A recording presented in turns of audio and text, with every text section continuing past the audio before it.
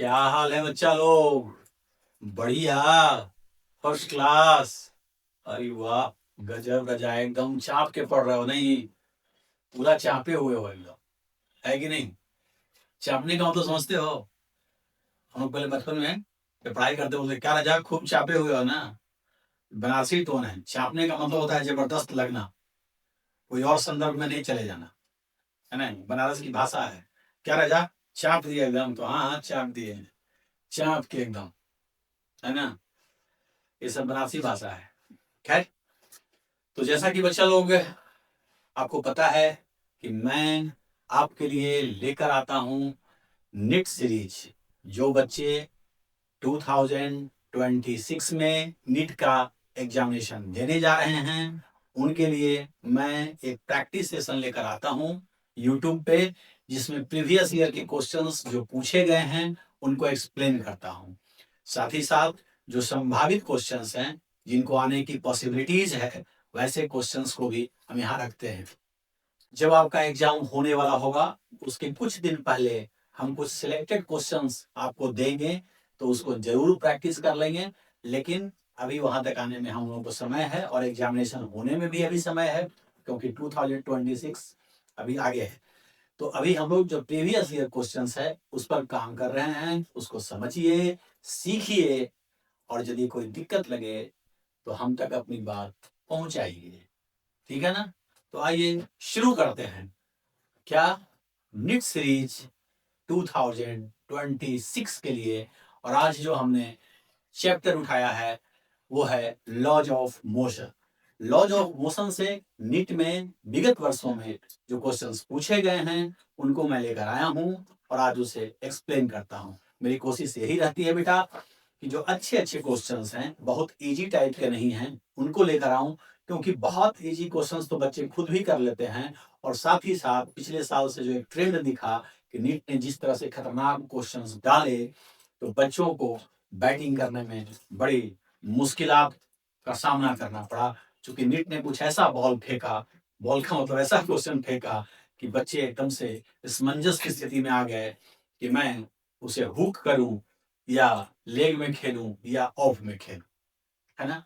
क्योंकि मैं तो मानता हूं कि हर कंपटीशन अपने आप में एक मैच है, जिसमें नीट वाले क्वेश्चंस फेंकते हैं अगर नीट का एग्जाम हो रहा है तो, और बच्चे बैटिंग करते हैं। और बच्चे यदि अच्छा स्कोर करते हैं तो उनका सिलेक्शन होता है, यही उस मैच का प्राइज होता है। तो आइए सीखते हैं आज का क्या क्या सवाल है हम लोगों के सामने। तो आइए बेटा, एक क्वेश्चंस जो हमें दिख रहा है स्क्रीन पर, यह है कि what is the minimum value of applied force F so that both the blocks lift up. Consider string to be ideal and pulley to be massless and frictionless. कहता है बेटा कि इस क्वेश्चन में जो पुली है, धागा है, वो मासलेस है, किसी में कोई मास नहीं है। उसके बाद कहता है कि जो ये फोर्स लगाया गया है इस पुली पर, उसका क्या वैल्यू रखें कि ये दोनों ब्लॉक उठे। देखो बेटा, एक बात हमेशा दिमाग में एकदम बैठा लो। जनरली जो बच्चों के दिमाग में होती है बात, कि जैसे कोई बॉडी अगर है 10 kg का सपोज करो, और ये ग्राउंड पर रखा हुआ है, तो इसका वेट हो जाएगा mg, तो 10g। 10g बोले तो 100 न्यूटन, जी का वैल्यू 10 लिए, तो इतना वेट है। तो बच्चों के दिमाग में ये होती है बात कि हमको इसको उठाने के लिए 100 न्यूटन से ज्यादा का फोर्स लगाना पड़ेगा। और ये गलत सोचते हैं। 100 न्यूटन से ज्यादा लगाएंगे तो उठेगा, और एक्सेलरेशन से उठेगा, क्योंकि ऊपर ज्यादा फोर्स है, नीचे कम है। तो नेट फोर्स ऊपर की तरफ होगा तो एक्सेलरेशन से उठेगा। सिर्फ उठाने का मतलब है कि कम से कम यदि फोर्स पूछा जाए तो आप जीरो एक्सेलरेशन से उठाइए ना भाई, विदाउट एक्सेलरेशन उठाइए, कम ही फोर्स लगाइए।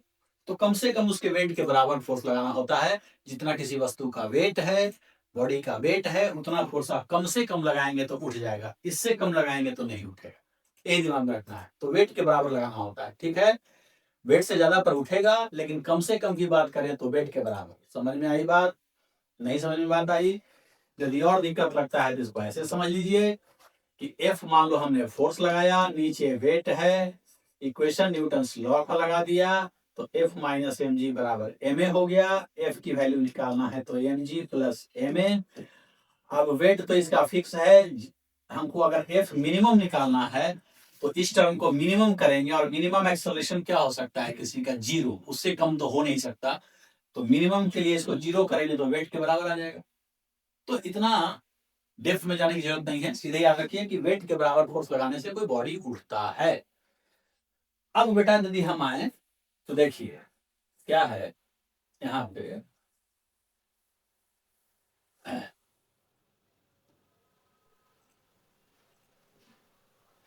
इस क्वेश्चन में क्या है कि इस बॉडी को उठाने के लिए जब इसको हम खींचेंगे तो धागा टाइट होगा, धागा टाइट होगा तो यहाँ टेंशन लगेगा इस बॉडी पे, और यही टेंशन इसके उठने का कारण बनेगा। तो कम से कम ये टेंशन जो अगर हम T1 मान लें तो T1 की कम से कम वैल्यू क्या होनी चाहिए, अभी बताया ना बेटा कि T1 की कम से कम वैल्यू वेट के बराबर mg 2g होना चाहिए, 2g के बराबर। 2g टेंशन होगा तो उठ जाएगा।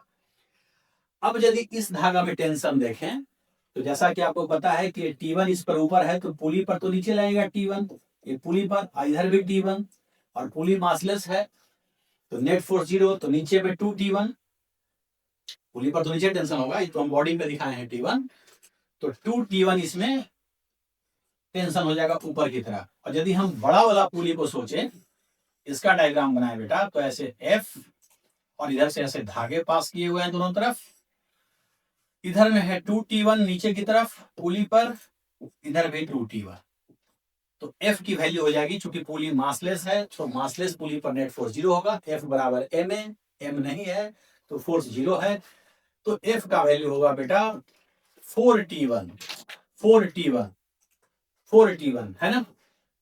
अब यह मिनिमम कब होगा, ये मेरा मिनिमम फोर्स कितना होगा जब T1 मिनिमम होगा, और T1 मिनिमम कितना है 2G, तो 2G का मतलब है कि F का मिनिमम वैल्यू बेटा यदि हम रखें 2G तो ये हो जाएगा 8G। ये समझ में आ गया। अब तुम देख लो कि क्या ये 3 kg भी उठेगा, यस उठेगा, क्योंकि इसमें जो टेंशन है ना, इसमें जो टेंशन है 2T1 है, और T1 यदि हम 2G लेते हैं यहाँ पुट करते हैं तो ये 4G हो जाएगा। 4G होने का मतलब है नीचे 3G है तो ये तो उठ ही जाएगा। ठीक, तो इस पर हम दिमाग ही नहीं लगाए, हम दिमाग इस पर लगाए, यहां से चले और F मिनिमम का वैल्यू कैलकुलेट कर लिया कि हमें 8G न्यूटन, 8G फोर्स चाहिए, तो 8G ऑप्शन हो गया डी वाला। समझ में आया, अच्छी बात है ना, नहीं अच्छी बात है, ठीक है अच्छी बात, वेरी गुड, आगे बढ़ेंगे। ओके बेटा, ये जो दूसरा क्वेश्चन आया है हम लोगों के सामने, इसमें कहता है कि 2 blocks A and B are separated by some distance and tied by a string. ये 2 ब्लॉक को एक दूसरे से कुछ दूरी पर रख के एक धागा से बांधा हुआ है, as shown in the figure. ये फिगर दिखाया गया है, आगे में 50 न्यूटन का फोर्स है और 1 kg पे पीछे में 2T है, 2T टाइम के साथ बदल रहा है फोर्स, ये फिक्स है 15 और ये बदल रहा है। दोनों जगह कोफिशिएंट ऑफ फ्रिक्शन है, यहाँ पे 0.6 का है ए के पास और यहाँ पे 0.5 का है। क्वेश्चन में कहता है कि the force of friction on the blocks at T बराबर 2 सेकेंड इज, 2 सेकेंड पे कितना कितना फ्रिक्शन लगेगा। देखो बेटा, ऐसा जब भी क्वेश्चन आवे कि बॉडी को दोनों तरफ से खींच रहा हो तो देखो मुझे इस प्रकार से सोचना चाहिए, सवाल बनाना इंपॉर्टेंट नहीं है, प्रोसेस क्या होगा उसको सोचेंगे कैसे ये बहुत जरूरी है। तो देखिए कैसे सोचेंगे, सबसे पहले 2 सेकंड पे काम करना है, जरा 2 सेकंड पे हम इस फोर्स का वैल्यू निकाल लेते हैं कि at t is equal to 2 second हमारा F1 कितना हो जाएगा, 2 पुट कर दो बेटा तो ये 4 न्यूटन का हो जाएगा। अब इसको आप ऐसे सोचो कि जैसे हमारा क्वेश्चन कुछ इस प्रकार का हो गया, ये एक सरफेस है, एक बॉडी हमारे पास ये है, दूसरा बॉडी ये है, ये धागा से बंधा हुआ है, इधर में एक फोर्स लग रहा है F1, और हमें डायग्राम 2 सेकंड पे सोच रहे हैं तो F1 की वैल्यू आ गई 4 न्यूटन और F2 की वैल्यू हो गई 15 न्यूटन, एक 15 न्यूटन। अब देखो बेटा कैसे सोचना है, F2 चाहता है इसको आगे ले जाना और F1 चाहता है पीछे ले जाना। तो ज्यादा कौन है? F2। तो जाहिर है चाहेगा कि हम खींच के आगे ले जाए दोनों बॉडी को, 1 kg 2 kg को। अब जैसे ही आगे ले जाना चाहेगा तो बॉडी में जो टेंडेंसी है, प्रवृत्ति आगे जाने की होगी, तो फ्रिक्शन पीछे लग जाएगा। तो यहाँ फ्रिक्शन आ जाएगा पीछे की तरफ F2 और यहाँ भी पीछे की तरफ F1। इस पर हम F1 मान लिया, उस पर F2 मान। अब हम जरा देखेंगे बेटा कि फ्रिक्शन की मैक्सिमम वैल्यू क्या आ रही है, फ्रिक्शन की मैक्सिमम वैल्यू क्या हो रहा है। तो F1 की जब मैक्सिमम वैल्यू हम निकालेंगे, F1 मैक्स, तो ये होता है म्यूएस इंटू एन। और म्यूएस कितना है बेटा यहाँ का? 0.6 और n बराबर mg होता है। यहाँ n बराबर mg, 1g लेंगे, g 10 इंटू 10, तो ये 6 न्यूटन तक बढ़ के जा सकता है, अपना वैल्यू 6 तक बढ़ा सकता है। ये इसकी औकात है। F2 की औकात निकालेंगे कि F2 का भाई तुम्हारा औकात क्या है, तो इसकी औकात है म्यूएस इंटू एन करेंगे तो 0.5 और n बराबर mg 2g, g का वैल्यू 10, तो ये हो जाएगा 10 न्यूटन का। मतलब ये 10 न्यूटन तक बढ़ के जा सकता है बेटा, 10 न्यूटन लिख देते हैं, और ये जा सकता है 6 न्यूटन तक बढ़ करके। अब देखो बेटा, 15 न्यूटन चाहता है आगे ले जाना, 4 न्यूटन चाहता है रोकना, फ्रिक्शन भी 6 और ये 10, ये सब रोकने का काम कर रहा है, उल्टा है उसके। तो देखा जाए तो 10 6 16 और 4 20, इधर 20 फोर्स हो जा रहा है और उधर 15 है। तो ये मत बोलना कि इधर भाग जाएगा, क्योंकि फ्रिक्शन का ये मैक्सिमम औकात है, वो उससे कम भी रख सकता है अपना वैल्यू। ये जो म्यूएस इंटू एन होता है इसकी औकात है। तो इससे ये पता चला कि ये बॉडी आगे तो नहीं जा पाएगा, आगे तो नहीं जा पाएगा, क्योंकि रोकने की जो क्षमता है, जैसे 15 था ये 4, तो दोनों को जोड़ेंगे वेक्टर साइन लेकर के, तो 11 न्यूटन का फोर्स आगे है 11, और रोकने वाला 16 न्यूटन का है फ्रिक्शन, आगे 11 फ्रिक्शन 16, तो ये रोक देगा, नहीं जाने देगा, क्योंकि इसके औकात के अंदर है। तो कहेगा नहीं, तुमको जाने तो नहीं देगा। तो ये बॉडी हमारा रेस्ट में रहेगा, और जब कोई बॉडी रेस्ट में होता है तो नेट फोर्स 0 होता है। तो एक सिस्टम मान के सोच लेते हैं, इकट्ठे अलग अलग भी सोच सकते हैं बॉडी को, और एक साथ भी बेटा सोच सकते हैं। तो क्यों ना हम लोग एक ही साथ सोच लेते हैं, यदि दोनों बॉडी पर एक साथ में न्यूटन लॉ लगा दें तो इसको रेस्ट में रहना है। फिर 15 में से 4 गया, 11 फोर्स आगे है, तो 11 पीछे भी होना चाहिए। अब क्या है बेटा, यहाँ तो 10 है, 10 से रोक ही रहा है पीछे, तो 1 न्यूटन का फ्रिक्शन यहाँ लगेगा पीछे की तरफ, तो 10 और 1 11 हो जाएगा, उसको खत्म कर देगा। ठीक है ना? या ऐसे नहीं समझ में आता है, आंसर तो हो गया कि इस पर 1 लगेगा, इस पर 10। अगर ऐसे नहीं समझ में आता है तो ऐसे समझो कि दोनों बॉडी को रेस्ट में रहना है, आगे 15 है, इस पर 10 लग गया पीछे की तरफ, तो बचा कितना? 5 और खत्म करना है। तो वो 5 यहाँ टेंशन लगाएगा, टेंशन का वैल्यू इसमें 5 न्यूटन होना चाहिए, तो ये 5 और 10 15 मिलकर उसको खत्म कर देगा। और यहाँ टेंशन 5 है, तो यहाँ भी टेंशन 5 होगा, एक ही धागा है। तो ये 5 से बॉडी आगे जाना चाहेगा और 4 से रोकना चाहेगा, 4 वाला, तो 5 और 4 को जोड़ने पर 1 न्यूटन अभी भी इस पर बैलेंस फोर्स बच रहा है, तो वो 1 न्यूटन चाहेगा इसको आगे ले जाना। तो फ्रिक्शन का औकात तो यहाँ 6 है, तो बोलेगा कि एक ही को ना खत्म करना है, तो 1 हम दे सकते हैं, तो इस पर लगेगा 1 पीछे, इस पर लगेगा बेटा 10 पीछे, तो 1 न्यूटन और 10 न्यूटन हमारा आंसर हो जाएगा, ऑप्शन डी हो जाएगा। ये बड़ा बढ़िया क्वेश्चन लगा हमें, और आप भी इसी तरह से सोचिएगा जैसे हमने आपको समझाया। ठीक है, आइए बेटा, फिजिक्स क्या है ना कि थोड़ा विजुअलाइज करने का है, जो हम लोग दैनिक जीवन में देखते हैं उसी के साथ खेलना है, उन्हीं चीजों को थोड़ा एक्सप्लोर कर देना है। ऐसा थोड़ी ना है कि न्यूटन के जमाने में सिर्फ सेब गिरता था। लोग बोलते हैं कि न्यूटन के माथे पर सेब गिरा, पेड़ के नीचे वो बैठे थे, तो उनको लगा कि भाई सेब गिरा क्यों, और उन्होंने लॉ ऑफ ग्रेविटेशन दे दिया। तो सिर्फ न्यूटन के जमाने में सेब थोड़ी ना गिरता था, सेब तो हर जमाने में नीचे गिरता था। इसको एनालाइज किया न्यूटन ने, ये उनके मन में विचार आया, क्योंकि वो आसपास की घटनाओं को देखते थे और उसको समझने की कोशिश करते थे। हम लोग के आसपास भी बहुत सारी घटनाएं होती हैं, आप उनको देखिए समझिए तो आपको भी कुछ नया फिजिक्स मिल जाएगा। ऐसा नहीं है कि न्यूटन के समय में ही घटनाएं घटती थी, अब नहीं घट रही है। जिनका ध्यान चला गया, जो उसको एक्सप्लेन कर दिया, वो महान हो जाते हैं, है ना। कहा भी जाता है कि महान कोई जन्म नहीं लेता है, वो महान कार्य करके महानता को प्राप्त होते हैं, है कि नहीं। तो आइए चलिए, बेटा एक क्वेश्चन हम लोगों के सामने फिर आ रहा है। ये क्वेश्चन क्या है, हम फिर से बता रहे हैं, ये सारे क्वेश्चंस नीट में आए हुए हैं और ये सारे क्वेश्चंस जेई के लिए भी हैं। जो जेई का एग्जाम होने वाला है फरवरी में, ये उसके लिए भी है, और नेक्स्ट जो अप्रैल में होगा उसके लिए भी है। हम नीट बोल जरूर रहे, लेकिन नीट और जेई दोनों वाले इसको देख सकते हैं, कोई दिक्कत नहीं। तो बेटा क्वेश्चन क्या है कि lift is moving upward direction, in upward direction में जा रहा है, ठीक है। The total mass of the lift and the passenger is 1600 kg। ये रिमार्केबल बात है, टोटल मास कितना है, 1600 kg का है। The variation of the velocity of the lift as shown in the figure is इतना।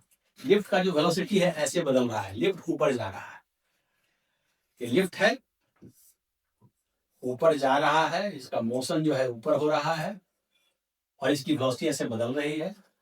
कहता है कि the tension in the rope eight t बराबर 8 सेकेंड विल बी। टेंशन कितना होगा, टेंशन का वैल्यू पूछा है, कब, एट t बराबर 8 सेकेंड, 8 सेकेंड पे पूछा है। 8 सेकेंड पे क्या हो, बेटा टेंशन पूछता है कि 8 सेकेंड पर टेंशन कितना होगा इस रोप में। देखा होगा ना, लिफ्ट जब चढ़ता है तो रस्सी बंधी होती है लिफ्ट से, वही रस्सी के सहारे चढ़ता उतरता है ना। तो इस ग्राफ में पहले ये देखो, वेट इसका दिया हुआ है कि टोटल वेट जो इसका mg है, तो m दिया हुआ है, हम mg लिख देते हैं, बाद में m बैठा देंगे, m इंटू जी, mg, m की वैल्यू दी गई। बेटा 8 सेकेंड पर पूछा है, तो 8 सेकेंड का समय इस ग्राफ में कहाँ है, यहाँ है ना, 6 और 10 के बीच में इधर कहीं 8 होगा। और इसमें हम क्या देख रहे हैं कि वेलोसिटी घट रही है, इसका मतलब रिटार्डेशन है, रिटार्डेशन है, वेलोसिटी घट रही हो तो रिटार्डेशन है।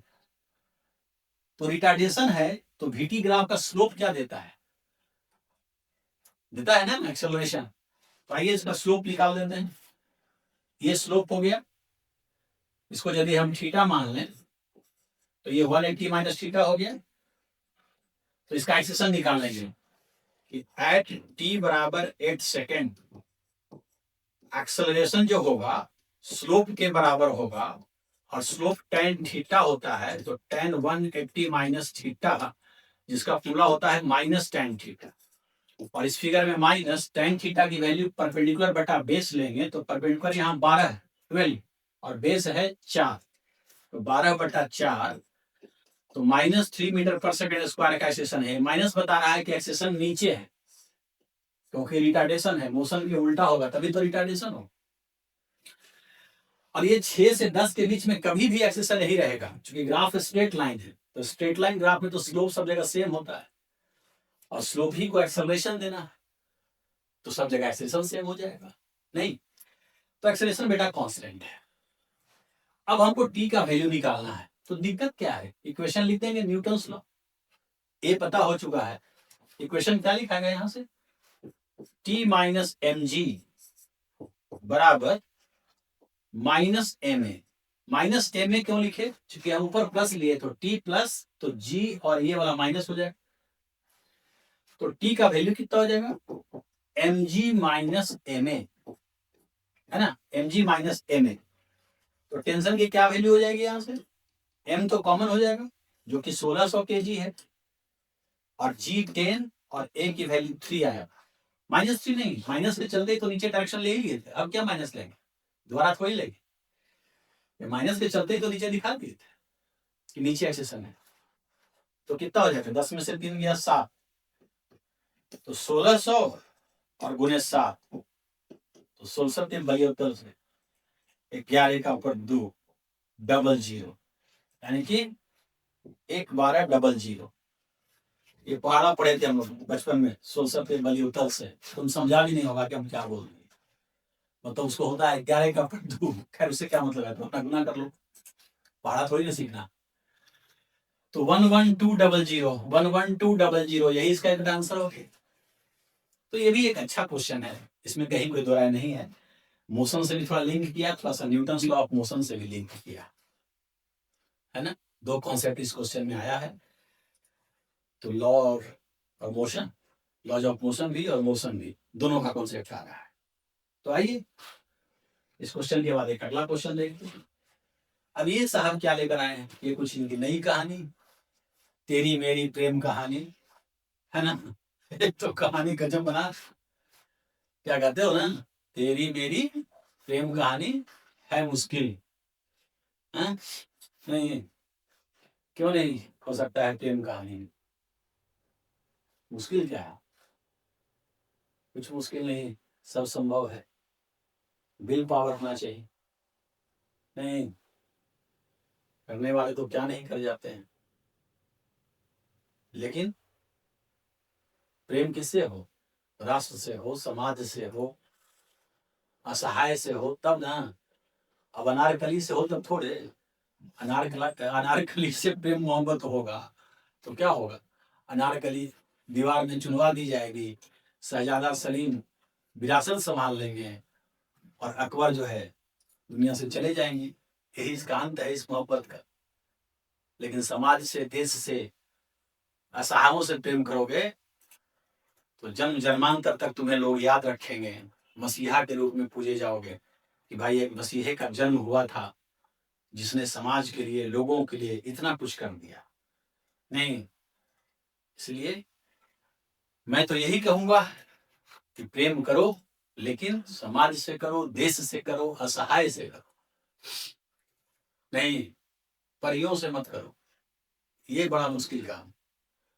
परियों के चक्कर में तुम, हम क्या, बड़े बड़े ऋषि मुनि महात्मा बर्बाद हो गए, उनकी तपस्याएं भंग हो गई, उनकी तपस्या का जो तपोबल था सब समाप्त हो गया, तो तेरा क्या होगा कालिया, ये तो तुम ही समझ सकता है, तुम्हारा जीवन नर्क हो जाएगा, बर्बाद हो जाएगा, हैं? और फिर कहते फिरोगे क्या, कि दोस्त दोस्त ना रहा, प्यार प्यार ना रहा, जिंदगी हमें तेरा एतबार ना रहा, एतबार ना रहा। आप कोई सुनेगा नहीं, देवदास बन के घूमो, घूमते रहो, हैं? नहीं, इसलिए छोड़ो इन चीजों को और देखते हैं इधर, क्वेश्चन में दिमाग लगाते हैं। बाकी तो सुख सुविधा सब मिलेगी बेटा, पढ़ लिख जा, उसके बाद इंडिया क्या, जहां आजकल ट्रेंडिंग है वहां चले जाओगे, पुतिन जी के राष्ट्र में, वहीं जाकर रहना।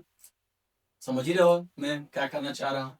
नहीं, आजकल नाम आता है तो वही बोलते हो ना, इंडियन नहीं, क्या चाहिए, अरे बाप रे, ठीक है बेटा, जी लगे रहो। चलो, एक क्वेश्चन है, इन the figure, given figure, extension in the spring baby, एक स्प्रिंग से एक पुली अटैच्ड है, पता है इसमें एक्सटेंशन कितना होगा। देखो बेटा, एक बात ध्यान रख कि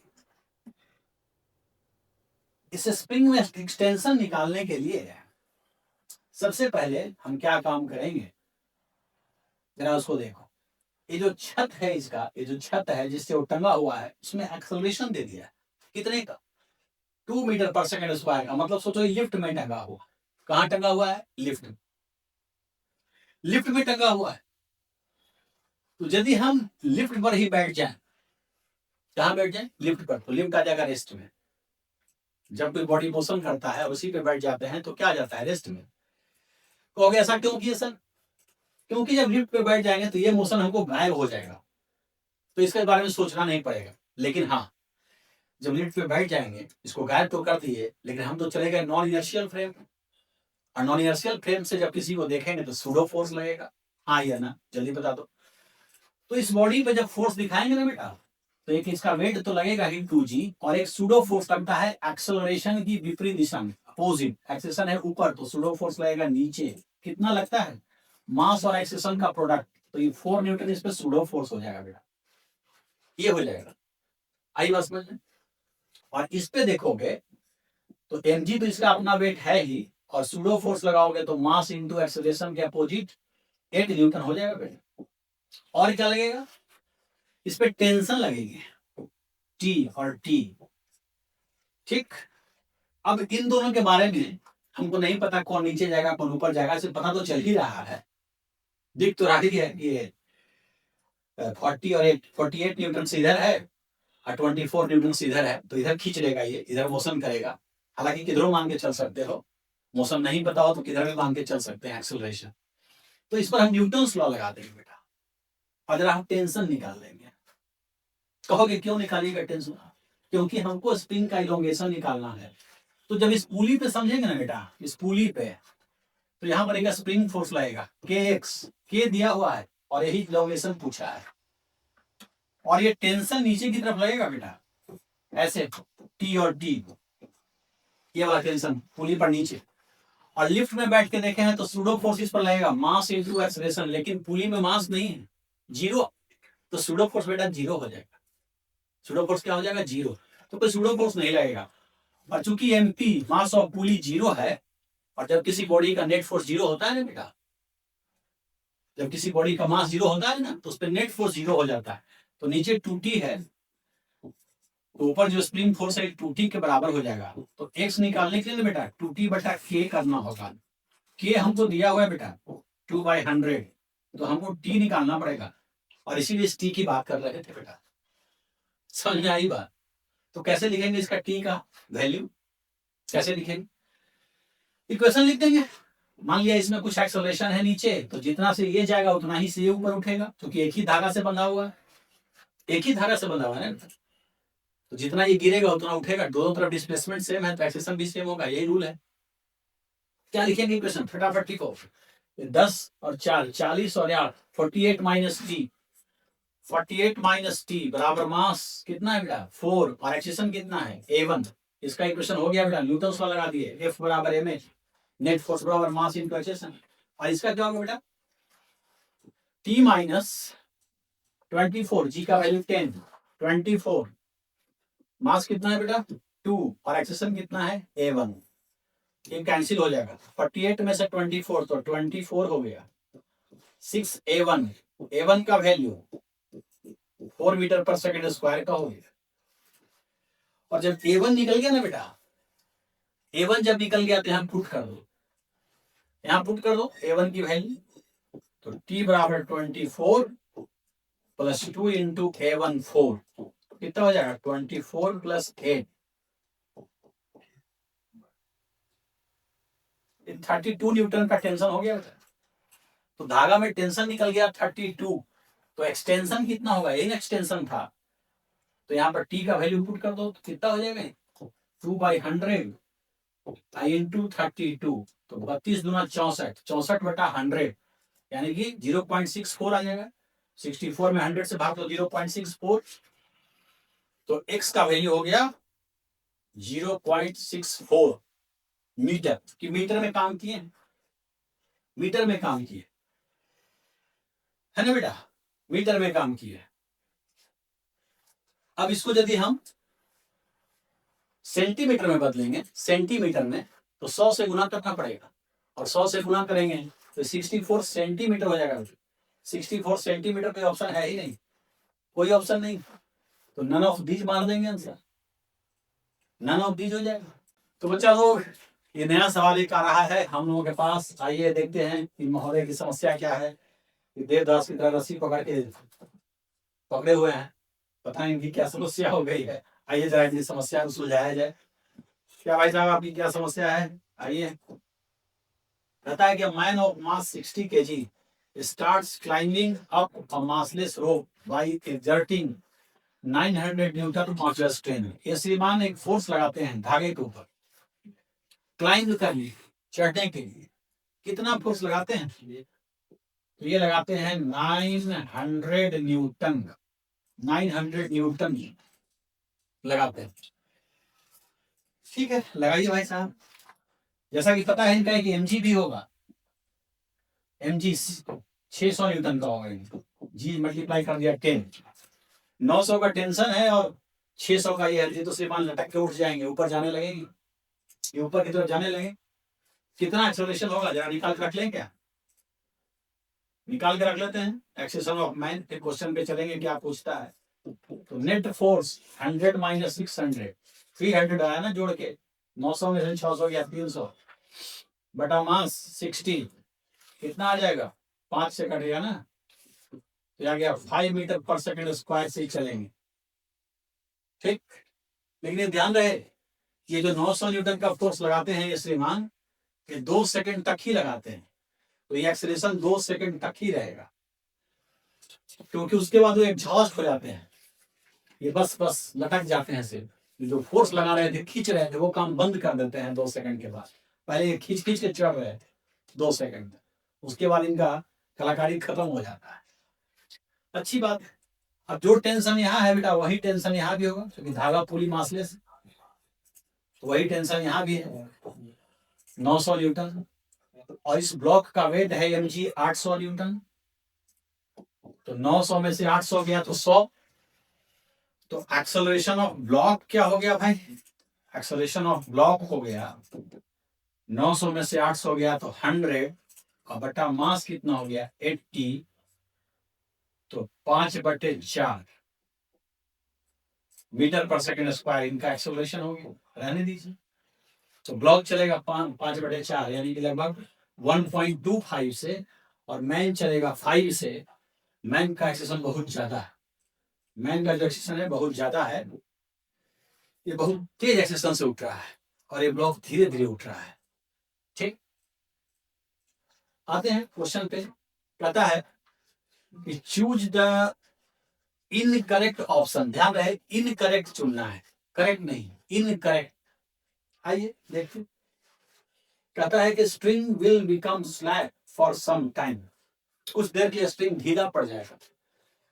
देखो, जब तक ये खींच रहा है तब तक तो ठीक है, वो खींच खींच के टाइट कर रहा है, लेकिन 2 सेकंड के बाद खींचना बंद कर देता है, ये दिमाग में रहे, वो बस लटक जाता है।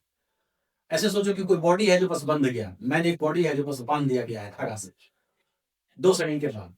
ठीक, 2 सेकंड के पहले तो खींच खींच के अपना टाइट रखे हुए है। अब बेटा आगे का ऑप्शन जरा देखते हैं, इस पे आते हैं ए पर। The speed of man at the end of 2 second is इतना। मैन का स्पीड पूछा है, तो u + 80 मैन के लिए कर रहे हैं।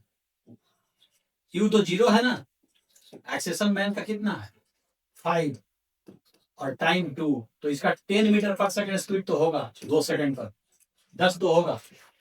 ये ऑप्शन तो सही है कि 10 होगा स्पीड, लेकिन हमको रॉन्ग चुनना है, तो ये मेरा ऑप्शन नहीं होगा, ये नहीं हुआ मेरा ऑप्शन, ये रॉन्ग नहीं है, वो सही है, रॉन्ग चुनना है। ठीक है, just after 2 second the acceleration of man and block will be same in magnitude. देखो, पहले एक्सेलरेशन दोनों का डिफरेंट है 2 सेकंड तक, तभी समझाए। 2 सेकंड के बाद बोलता है कि जस्ट आफ्टर सेम हो जाएगा, 2 सेकंड के बाद, तुरंत बाद। क्यों? क्योंकि ये तो खींचना बंद कर देता है। तो 2 सेकंड के बाद मैन की वेलोसिटी है, जरा ब्लॉक की वेलोसिटी क्या होगी? ब्लॉक की वेलोसिटी होगी u + 80, तो u तो 0 है, a कितना है उसका ब्लॉक का 5/4 इंटू 2, 2 से 2 कट गया, 5/2, तो 2.5 मीटर पर सेकंड। अब क्या है ना बेटा, ये ब्लॉक जा रहा होगा 2.5 से, और मैन ऊपर जा रहा है 10 से, तो मैन तेज है, उसकी वेलोसिटी ज्यादा है इधर से, और इधर से ये कम वेलोसिटी से जा रहा है। तो मैन 2 सेकंड के बाद तो बस लटक गया, और ये चलेगा तेज, उसकी वेलोसिटी ज्यादा है।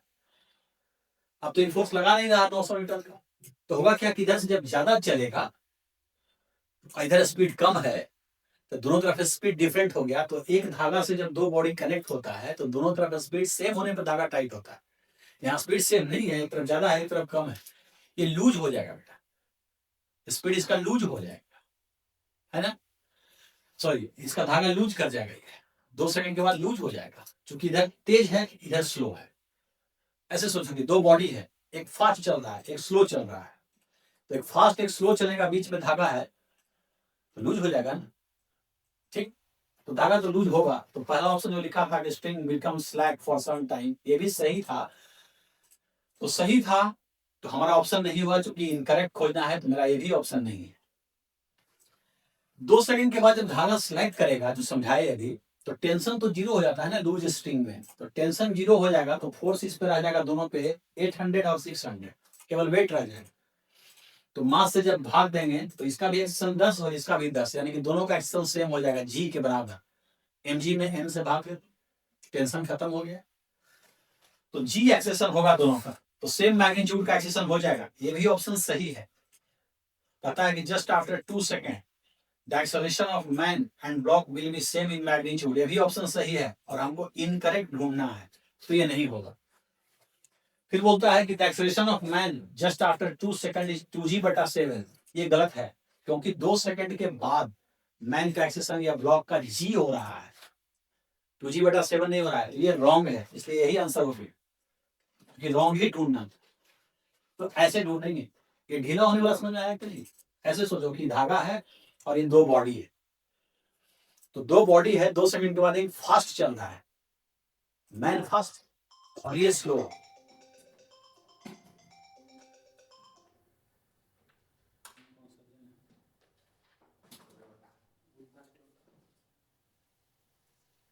हेलो हेलो, तुम्हारी सिंह सर बम्पर वाला तो काम हो गया। हो गया? हाँ ठीक है, सर्विसिंग और सर्विस वाला है तो तुरंत हम करवा देते हैं, थोड़ा सा टाइम लगेगा 6 घंटा। ठीक है ना, करवा के हम निकलवा देते हैं गाड़ी। ठीक है, बढ़िया से साफ उठ लगा देंगे, सब अच्छा से करा देते सब।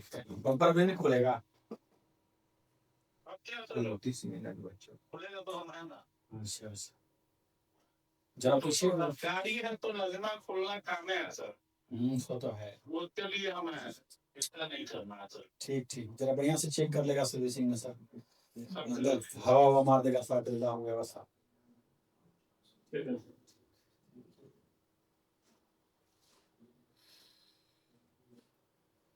ठीक है, समझना अगली बार। तो ये तो ऑप्शन तो ही है, बाकी बढ़ा देना, जहाँ से लिंक हो जाए वैसे काट देना। लाइन कट है सर, लाइन कट गया तो इन्वर्टर तो है। कितना हो गया? हेलो, और बढ़ाए ना? हाँ, बढ़ा क्या? 3 क्वेश्चन है, 4 क्वेश्चन है, एक गलत है। हाँ, एक गलत है, एक गलत है। ये तो बनाना ही नहीं है। इसका तो वर्क गलत नहीं है, वर्क दूसरे चैप्टर का है, उसको स्किप कीजिए। अभी कौन बनाए? जी, इसको बना देना, फिर तो इजी बनाए ना। ठीक है, चल रहा है ना। आइए अगले सवाल पे चलते हैं, क्योंकि सवाल ही तो जिंदगी ही हम लोग का प्रश्न बन के रह गया है। नहीं, अच्छा आराम भी आएगा, ऐसा थोड़ी है ना, समय के साथ सब कुछ होता है। तो आइए जरा देखते हैं, नीट 2021 का क्वेश्चन है, लॉलीपॉप है, लॉलीपॉप लागेलू वही क्वेश्चन है, कुछ है नहीं खास इसमें। कहता है कि ball of mass 0.15 kg is drop from a height of 10 metre. ये 10 मीटर के हाइट से गिराया जाता है, 10 मीटर के हाइट से इसको गिराया जाता है। Strikes the ground and rebounds to the same height, और इसी हाइट तक बेटा ये जंप करता है। यहां से ड्रॉप हुआ और इसी हाइट पर जाके फिर ये रुकता है। ठीक है ना। कहता है कि the magnitude of impulse imparted to the body, impulse लगता कब है? जब कोई फोर्स लगता है बॉडी पे थोड़े समय के लिए, तो फोर्स लगेगा कहाँ? जब टकराएगा, यहाँ पे टकराएगा उस समय फोर्स लगेगा।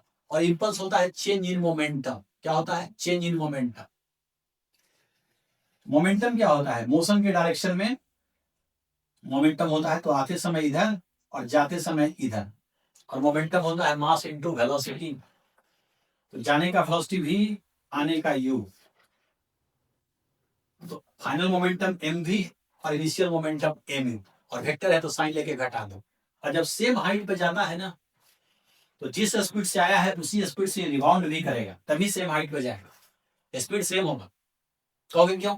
देखो ऐसे सोचो, यहां से गिरा यू से, फिर गया उतना ही हाइट पे, फिर जब ये गिरेगा तो सेम हाइट गिरेगा जितना पहले गिरा था।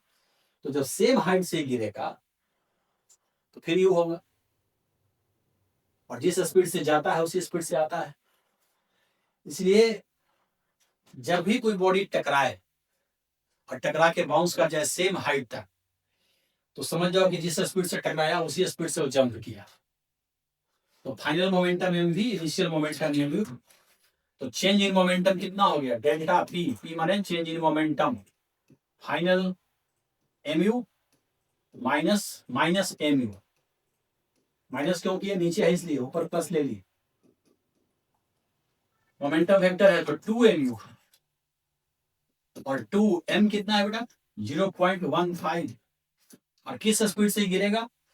पढ़ाए, जब भी कोई बॉडी ड्रॉप हो और एज हाइट गिरे, तो एज हाइट गिरने के बाद जो स्पीड होता है इसका होता है √2gh। g10 और h जितना हाइट से वो गिरा 10, तो कितना हो जाएगा? 10√2। ये हो जाएगा 10√2। तो 2 इंटू 0.15 इंटू 10√2 कितना हो जाएगा बताइए? ये हो जाएगा 15 दूना का 30, है ना? तो 3√2, और √2 होता है 1.4, तो 14×42, यानी कि 4.2। और मोमेंटम का यूनिट होता है केजी मीटर पर सेकेंड, तो 4.2 केजी मीटर पर सेकेंड। ये इसका ऑप्शन है, ऑप्शन ए बी। आई बात समझ में? ये तो सिंपल सवाल है, कहीं भी इंपल्स निकालना हो चेंज इन मोमेंटम। एक क्वेश्चन बेटा ये क्या था? बड़ा ट्रॉली वाली दिखाया कि इजी है, कुछ नहीं, कुछ है ही नहीं। कहता है कि calculate the acceleration of the block and trolley system shown in the figure. इसमें एक्सेशन बताना है, the coefficient of friction, kinetic friction between the trolley and the surface is equal. यहाँ पर कोफिशिएंट ऑफ फ्रिक्शन है 0.5 का, ठीक है ना बेटा? यहाँ फ्रिक्शन की मैक्सिमम वैल्यू क्या हो? फ्रिक्शन की मैक्सिमम वैल्यू होगी μs इंटू एन करेंगे, n बराबर mg, तो 10g, तो ये हो जाएगा 5g, यानी कि 50 न्यूटन का फ्रिक्शन। और ये 2g वेट है इसका 20 न्यूटन। तो ऐसे सोचो कि 20 से गिराना चाह रहा है वेट, और फ्रिक्शन 50 से रोकना चाह रहा है। और ये होता है एडजस्टेबल, फ्रिक्शन अपना वैल्यू एडजस्ट करता है। इसकी औकात बहुत ज्यादा है, कहेगा नहीं तुम 20 से हमको खींच रहा है छोटा, हम 50 से रोकने की औकात रखते हैं। कहाँ राजा भोज और कहाँ रघु तेली, हाँ? ऐसा करेगा तू? खींच लेगा हमको? हाँ? तो करेगा क्या कि ये जो है इसको रोक देगा, नहीं जाने देगा। और जब नहीं जाने देगा तो एक्सेशन 0 हो जाएगा। बोलेगा रुक, कहाँ जाएगा? एक्सेशन 0 है। तो ये तो इन लोगों ने मजाक किया, कुछ है नहीं, नीट वालों ने जो किया है। आइए एक क्वेश्चन और है हम लोगों के सामने। इस क्वेश्चन में क्या है? इस क्वेश्चन में एक स्प्रिंग है, दो बॉडी है लटका हुआ, ए और बी, दोनों का मास cm और m है। क्वेश्चन जरा पढ़ते हैं। क्वेश्चन में कहता क्या? क्वेश्चन में कहता है कि two blocks A and B of mass 3m m respectively are connected by a massless and inextensible string। धागा मतलब फैलने वाला नहीं है, रबर की तरह नहीं है। The whole system is suspended by a massless spring as shown in the figure. The magnitude of accretion of A and B immediately after the string is cut are। कहता है कि धागा को काट देता है, तो धागा जब काटेगा उसके तुरंत बाद एक्सेलरेशन क्या होगा? देखो बेटा, ऐसा जब भी सवाल आवे कटिंग का, धागा कटिंग, स्प्रिंग कटिंग, तो काटने के पहले एक बार सोचो कि काटने के पहले क्या है। तो काटने के पहले तो पूरा रेस्ट में था, लटका हुआ है, फिक्स फ्लोर है, लटका हुआ है फिक्स फ्लोर से, सब रेस्ट में। तो रेस्ट में है तो यहाँ का टेंशन कितना हो जाएगा? यहाँ का टेंशन mg के बराबर हो जाएगा। इस धागा में tension before cutting, before cutting tension कितना है? mg के बराबर, mg हो, और a का जब बनाएंगे डायग्राम, तो ऊपर में एक स्प्रिंग फोर्स है, एक इसका वेट है 3 mg, और एक यहाँ पे टेंशन नीचे की तरफ लगेगा mg। तो स्प्रिंग फोर्स कितना है काटने के पहले, क्योंकि बॉडी रेस्ट में है तो पूरा सिस्टम रेस्ट में है, फिक्स से बंधा हुआ है, तो 3 mg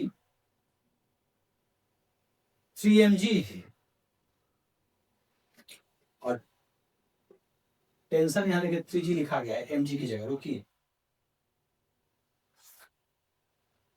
इसका वेट दिखा है 3 mg, और एक टेंशन जो लगेगा ए पर वो mg के बराबर है।